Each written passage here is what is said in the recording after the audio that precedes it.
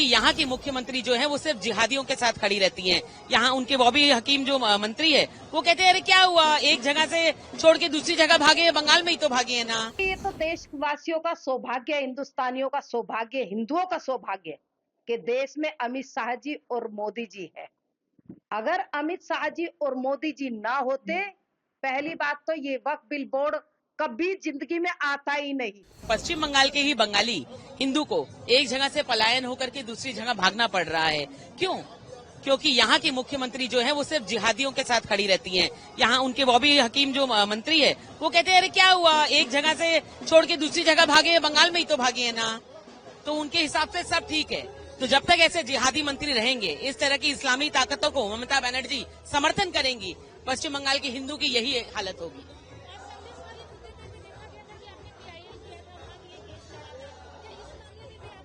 संदेश खाली का मामला अभी भी चल रहा है, जिसकी वजह से शेख शाहजहां आज भी हिरासत में है। और इस मामले में भी जो लोग जिनके घर जला दिए गए हैं या जिनको अपने अपने गांव से बाहर निकाल दिया गया है, औरतों के साथ जो भी घटनाएं घटी है, इस पूरे मामले को लेकर के कल कलकत्ता हाईकोर्ट में मैं एक पीआईएल डाल रही हूं, जिसमें उन लोगों के लिए इंसाफ मांग रही हूं, उनके लिए मुआवजा मांग रही हूं, और ये मुआवजा ममता बनर्जी सरकार को ही देना होगा। इस सिलसिले में जितने भी लोगों के साथ ये घटना घटी है, एक ये क्या बोलते हैं, नेशनल ह्यूमन राइट्स कमीशन की तरफ से एक कमेटी बैठाई जाए और ये सारे कंप्लेंट्स वो लें और कोर्ट को दे, और इन सबको मुआवजा जो है वो 3 महीने के अंदर कराया जाए, ताकि ये वापस से अपना घर बसा सकें। मुख्यमंत्री के पास काम क्या है?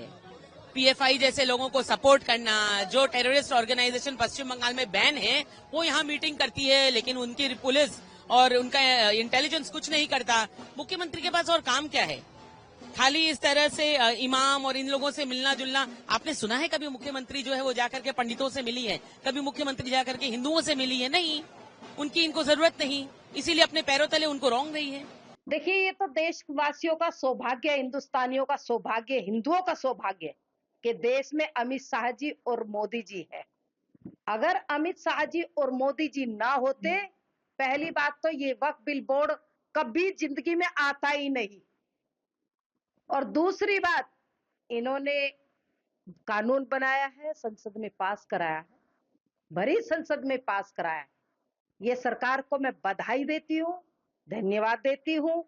और वक्फ बोर्ड पर जो इतना अच्छा फैसला सरकार ने लिया है वो बधाई के पात्र है। और जो लोग विरोध कर रहे हैं वो भी मैं खुलासा कर देती हूँ, वो लोग इसलिए कर रहे हैं, जैसे एक हैदराबादी है ना, वो चीख चीख करके उस दिन ये बिल पास होना था तो उस दिन बोल रहा था, वो इसलिए बोल रहा है, चीख रहा है, चिल्ला रहा है, 3,500 करोड़ की प्रॉपर्टी वो वक्फ बिल बोर्ड की प्रॉपर्टी है, उस पर उसने कब्जा किया हुआ है। मेडिकल कॉलेज बनाया हुआ है, उसने किसी गरीब मुस्लिम को कोई नौकरी नहीं दी, वहां कोई आश्रय किसी गरीब मुस्लिम को नहीं दिया। तो अब उसको पीड़ा हो रही है, दर्द हो रहा है, क्योंकि वो तो आखिर छोड़नी पड़ेगी, इसीलिए इनको परेशानी है, और कोई परेशानी नहीं भाई मेरे।